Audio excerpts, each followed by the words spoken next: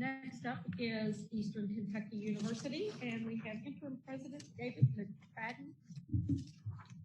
Welcome, David. Good morning, Madam Chair. Good morning, CP board members. Glad to be with you this morning to talk a little bit about Eastern Kentucky University. Hopefully answer some questions if you have those, but really talk about where we've been and where we want to go as an institution in serving the Commonwealth. If it pleases the chair, I'd have a few remarks I'll share, and then maybe we can work through the placemat and the scorecard item by item. I do want to say that as we think about the many ways that we evaluate post-secondary education in Kentucky, we have obviously the CPE scorecard, and we are tracking things that institutions have tracked year in and year out. We also have performance funding metrics in this state where we are comparing the performance of our four-year public institutions, and those institutions are reaping the rewards of the things that they succeed on, and it's highlighting those things that we need to do better on. EKU has performed well, we feel, in performance funding. We in fact led all comprehensive institutions as it related to the number of metrics exceeding the sector average for four-year institutions, achieving 5 of the 11, beating the sector average in 5 of the 11 areas. I want to break down the comments this morning into kind of 3 core areas. First being our key success metrics, 2, our enrollment, and 3, I do want to talk about net price. I think that affordability and access is going to be something that is critically important to our institution. I also think it's critically important to the Commonwealth, our policymakers, and our boards. As it relates to key success metrics, graduation rates at EKU have steadily improved since 2012. We have had a very laser focus on those rates and trying to improve not only the 6-year rate, but also the 5-year rate and the 4-year rate to try to move students to that successful completion of a degree faster and get them into the workforce. In the last 8 years, 5%, we've seen an increase from the baseline of these metrics that were set 4 years ago. And even more telling, our 4-year rate has doubled in that same time frame from 17% to 34%. More of our students are not only graduating, but they're graduating in less time. And I think as we think about comparing rates to numbers, the reality is the sooner we get a student to a credential, the sooner that they're going to be able to pursue that opportunity for them this next. And if they have student debt, if they have obligations, they can begin that process of reinvesting in themselves and moving forward with that. Some of the initiatives that we feel like have really contributed to this is really an investment in advising and helping students navigate what can sometimes be the quagmire of choosing a major, making sure that you stick to that. And we understand, many of us around the table, students do change their minds. They come in with an intention of doing one thing and perhaps find a passion for something else. Sometimes they may also discover that the thing that they thought they loved is not necessarily something that they're really good at. We have had a real emphasis on 15 to finish. That's an initiative that the council has pushed for several years. We are really intrusively advising our students to at least do those 15 hours. What has gone on with dual credit in the state and the focus on dual credit, more and more students are coming to us with a head start on college work. I will tell you though that across the board, those students' preparedness and how those dual credit courses translate into success in their major fields sometimes can be a little different, particularly in areas within the health, allied health, nursing, occupational therapy, and some of the hard sciences and STEM areas. And so I think we have to be very mindful about those dual credit courses in high school and how they translate to student success at the post-secondary level. Additionally, we've had a lot of investment in our Student Success Center, our Knoll Studio, the resources that we've built over the last decade to support our students who come underprepared or not ready to achieve at the level they want to achieve has been an immense investment on our campus. We've also made consistent gains in retention rates during this time with an increase of more than 7% in the last 8 years. Of course, we're looking at that first-time, full-time cohort for retention rates, but we are doing more and more intrusive retention activities. As we go from fall to spring, spring to fall of that freshman year, we are engaged with that student. We have navigators who are really building into those students and understanding some of the challenges they face. As we look at an institution, 65% of our student body is first-time, first-generation students or low income. Those students have challenges that prohibit them from continuing and persisting to a degree. And a lot of that has nothing to do with their academic readiness. It has to do with some of the demands on them from what's going on at home. It has to do with some of the things that are impacting their mental health, their preparedness to deal with the strains and stresses of performing in a university setting. And so we're really working on that. We also continue to increase our number of degrees awarded. And I think one of the proudest things for us as an institution is our time to degree and how we're continuing to improve that. Now, granted, as we look at the enrollment numbers in a few minutes, the faster you move students through the pipeline, the faster you get them to degree attainment. And as we look at the downward pressures on enrollment and the shrinking population in 18 to 24-year-olds, it also creates an enrollment issue for us to backfill that with students to fill that pipeline. And that is going to push on us as a state to realize that not only are we going to have to look within our own communities and our regions that we serve, but we've got to look outside the state to import those students and try to retain that talent when we move forward. EKU produces 14% of the bachelor's degree awarded by Kentucky public institutions and 17% of the bachelor's degrees awarded to low-income students. We do serve an at-risk and high-need population of students across the Commonwealth. We are #1 for enrollment for the Commonwealth at nearly a little over 80% of our student body, undergraduate student body, is composed of students from Kentucky, and we have representation from all 120 counties on our campus. We also put our graduates out to work in Kentucky communities at the #1 rate of all four-year institutions in the state. So in many ways, we feel like we are serving Kentucky as Kentucky's university, and we're sending those individuals back out into their communities to be productive members of those communities. Let me shift to enrollment for just a second. Over the last decade, while we've seen a bit of a decline over the last couple of years, enrollment has been fairly stable. Given the demographic shifts in the region we serve, we feel like that we have weathered that storm in a way that has at least allowed us to persist and to continue to invest in student success on our campus. Even though enrollment has decreased over the last 2 years, we feel like there are several factors that are outside of our control, and there are some things that are within our control. The fact that the population is shrinking in this state, at 4.5 million people in the Commonwealth of Kentucky, whether we're talking about higher education, whether we're talking about statewide budgets, we realize we need more people in this state being productive in the economy. We know that we've got to be a tool for economic development, economic prosperity to bring students into this state. And so we are targeting 18 states where we are engaged in what we're calling a smart rate, where we're trying to recruit students from other states, students who meet the profile of our institution in the programs that we really excel at: aviation, nursing, occupational therapy, forensic science, the things that we are known for institutionally, to try to recruit those students here, but hopefully work with our communities to ensure that those students can stay here and have a fruitful and productive job. I know we talk a lot about engineering, and as we look at the fact that we all say more engineers would be great, there's not enough engineering jobs in this state for us to be able to grow in the way we want to grow. So we've got to understand as a community, as a Commonwealth, what is the type of economy that we want? Advanced manufacturing, applied engineering, those are things in part of the workforce. There's also the knowledge worker part of the workforce, and we've got to grow that part of the workforce as well, so that when we see another 2008, and we will see another 2008, there will be a downturn in the economy. We want to insulate the Commonwealth and its communities to the best of our ability, that those individuals who have degrees, bachelor's degrees, are going to be insulated from the loss of jobs. Georgetown put out a study several years ago looking at employability post-2008 recession. High school degree, it was really atrocious at the job loss across the nation for those who only had a high school degree. Associate's degree, somewhat better. Those with a bachelor's degree, not nearly impacted at all during that recession because they have those transferable skills. So we believe the value of a four-year degree is there, and it's very important. We are also are restructuring our tuition model. We're looking to make us much more accessible, much more available to students. We are looking at our online student population, which represents roughly a little over 3,000 students enrolled at EKU, and starting to roll out some scholarship and institutional aid associated with that.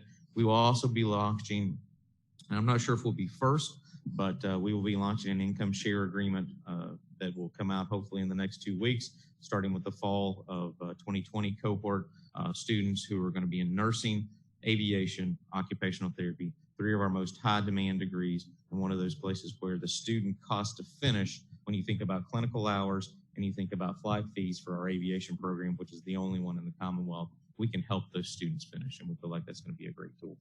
We continue to be Kentucky's #1 transfer institution from our KCTCS campuses. We work with a larger population of adult students than anyone else. This population, though, is being pulled into the workforce. We have a healthy economy in Kentucky, and jobs and employment are really readily available, and students have to make the choice to either pursue a degree or pursue a career.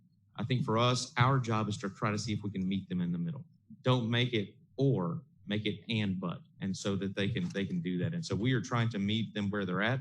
We're working on corporate partnerships with major employers across the state and even smaller employers within our local communities to see how we can best deliver that education on site to their employees in a way that they can make work not only in their work life and their personal life, but so that they can pursue their educational passion.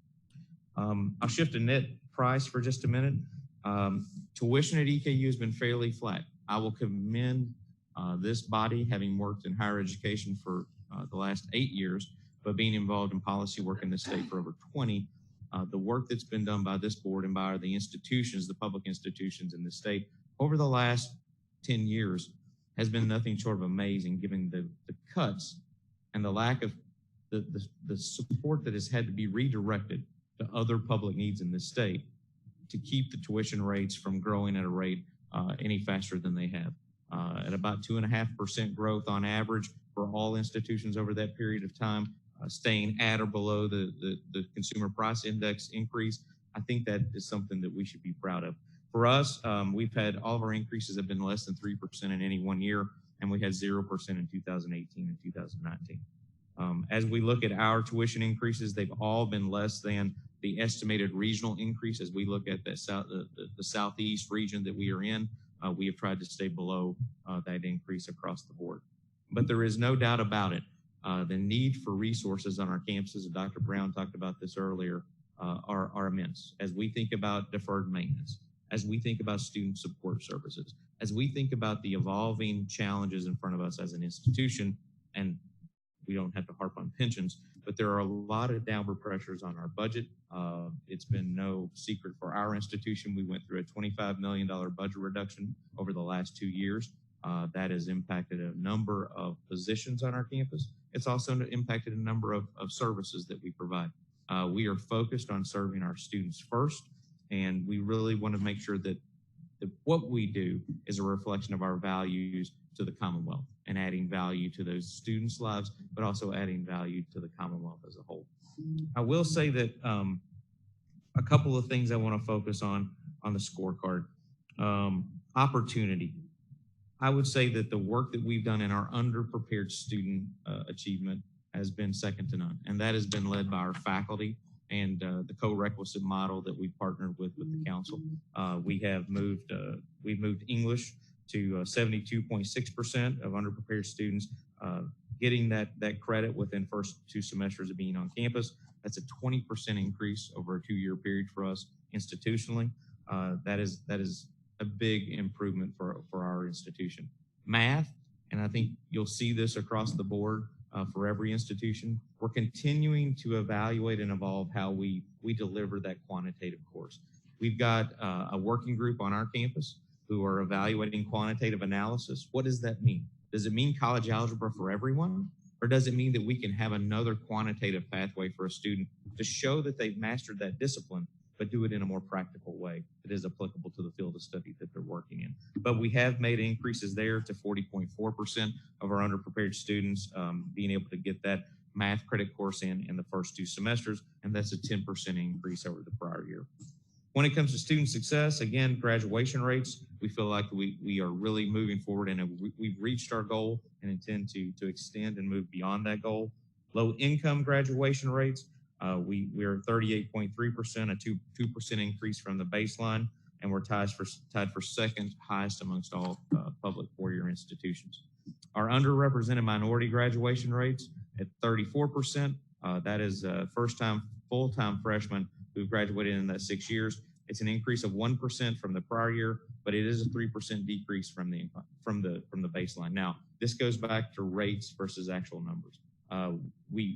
We've got to make sure that we are focused on serving those students where they're at. So as we see students who are not retaining, that means they're not going to graduate. And so we've got to make sure that we've got more focus on our underrepresented minority students, building those support services around them. Because it is a small population of students on our campus, we've got to make sure that from a rate perspective, that we're keeping all of those students engaged and supported. And so our Student Success Division is working on some very targeted underrepresented minority support services, thinking about building communities for them. And I will say that when we think about our campuses and the facilities that we have, it has a material impact on student success. And we have just finished what I would argue to be is the most comprehensive revitalization of our campus that we've seen since the 1960s.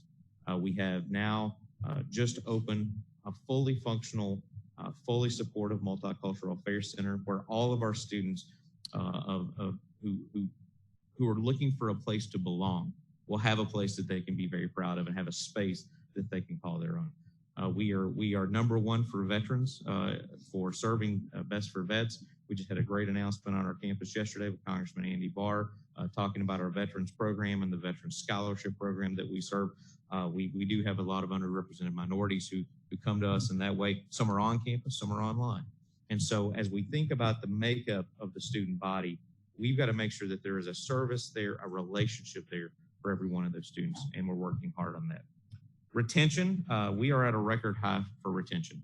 I know that losing a quarter of your students may not be, if you think about as business leaders, losing a quarter of your customers in a one-year basis, probably a sign for that you need to do things different. But if we look at the national averages and the nature of the work that we do, having a 75.1% retention rate for us is something that we're proud of. Do we want to do better? You betcha. But achieving that all-time high for us is something that we look to our faculty and our staff and those who engage with students and navigate for them and say thank you for investing in them, because we've come a long way from where we were before, and we do think that's a bright spot. For low-income retention rates, we're at 70.2%. It's a slight increase from the baseline, but I will say that we expect this number to increase in 2019 for the fall 2019, spring 2020. 5.6% increase in retention for this population from the prior year. So we are moving in that direction, and we do think there's good news to share with this group when we sit together a year from now and talk about the scorecard. Let me shift to impact for just a minute. Bachelor's degrees awarded on the scorecard. Again, we've met our 2019-2020 goal, and it's an increase of 5.1% from the baseline. Low-income bachelor's degrees, we continue to increase in that area, and we continue to grow and recruit students in that area. Underrepresented minorities, we have met that, we have surpassed our target area, although we know we want to push on and keep doing better in that as well. The last thing I want to talk about really quickly is talking a little bit about net price and total cost of attendance. If you look at our net price and total cost of attendance, as I talked about our revitalization of campus, and Dr. Stat hit on this earlier, the cost to provide students the type of housing that they want today, the ability to provide the sustenance and nutrition that students want today, to be able to make sure that it is a warm and welcoming place where they can call home, takes an investment. And those investments they need to come on an annual basis and making sure that you keep up the resources you've invested in, but also when you see that you've not made a change in those resources and those services in nearly 40 years, sometimes it requires a wholesale restart. And at the end of the day, we realize that we want to keep our institution both affordable and accessible, because given the student population we serve, we realize that we are that light on the hill and that beacon for them of opportunity. And we want to make sure that they can achieve it. But at the same time, there are only so many resources that are available that the consumer, the student, can be sheltered from in that way. And so we are very focused on our institutional aid. We're going to roll out a comprehensive housing scholarship program starting this fall, trying to utilize 100% of our housing stock that we have on campus. But like many other institutions around, we have made a dramatic improvement in our housing stock, in our dining experience, and that has impacted our net cost of attendance. But realizing too that whether the students are enrolled at our campus or living somewhere else, they are going to incur the cost to put a roof over their head and to put food in their bellies. So we are very focused on that, but that is an area that our team during this interim period will be very focused on trying to control those costs for students and try to build those pathways and those bridges to say, how can we help them finish and how can they achieve that opportunity? Thank you, David. Questions? Actually, I've got a question and a comment. The underprepared students, what percentage of those of your entering class are underprepared? We are, when we look at ACT, GPA, college readiness, looking particularly at math, we see that nearly half of our students coming to us are needing to make it over that hump and need a little bit of encouragement. Because we serve predominantly Kentucky-based, our population center is focused on the Kentucky communities that we serve. We are working in conjunction with our K-12 partners more to try to help see how we can improve that college readiness for students, particularly in math. And then you mentioned also at the very beginning that as far as hours and that sort of thing goes, students change their mind and that sort of thing, but just a tongue-in-cheek comment from many universities is that the schools of engineering are great feeders for arts and sciences. Absolutely. Yeah, absolutely. I guess on that average credit hour graduation, because we recruit and we really enjoy serving our transfer student population. We have a lot of students who come to us from our community college campuses with some credit hours that maybe don't translate into that 4-year degree that they want to finish in. And so I do think that the notion of a minimum and maximum of 120 being the target here, I think that we may need to think a little bit about the fact that it's great to hit that right on 100%. Every student who comes through gets 120 hours and walks across with a degree, but chances are there's going to have to be a couple classes in there for a little bit of wiggle room. Picking up off of Bob's comment, think of your report, by the way, a lot of good things happening there.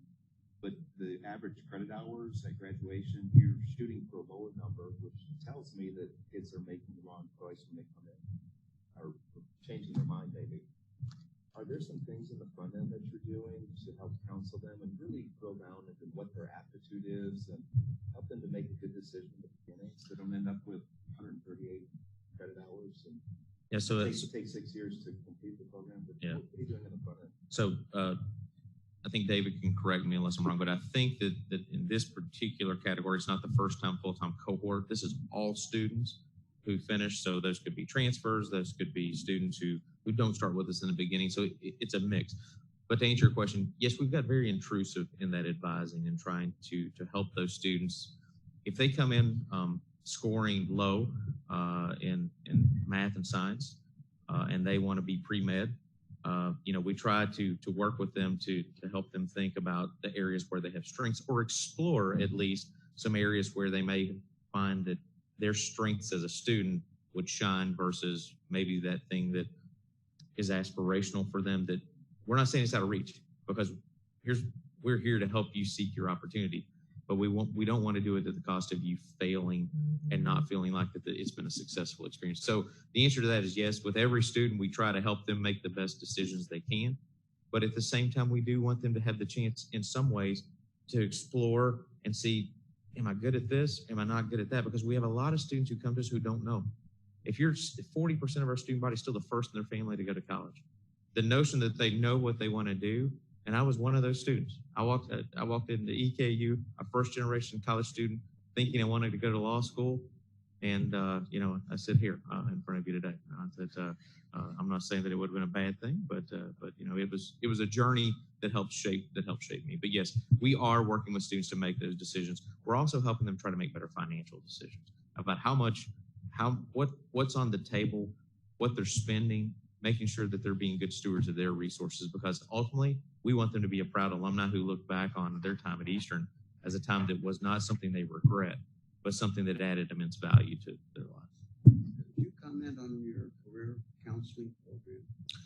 Yeah, that placement rate of our students to work after graduation being number one for that is important for us. And if you look at a lot of the degrees we offer, it fits to our communities. Everything from nursing to occupational therapy to police to firefighters to the things that really, as you look in every teaching, you look across our communities, you see those jobs every day.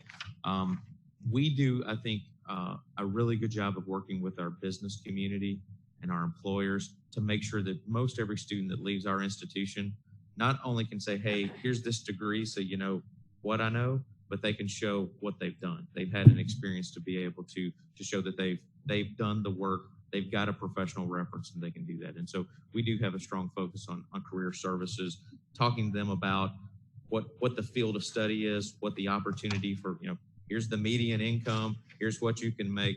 I do think, Dr. Stat, when we look at it, and it's a wide-ranging field, a student majoring in psychology could walk out and pursue a job in industrial, in industrial psychology and working for a corporation and trying to make the workplace better and have a six-figure job.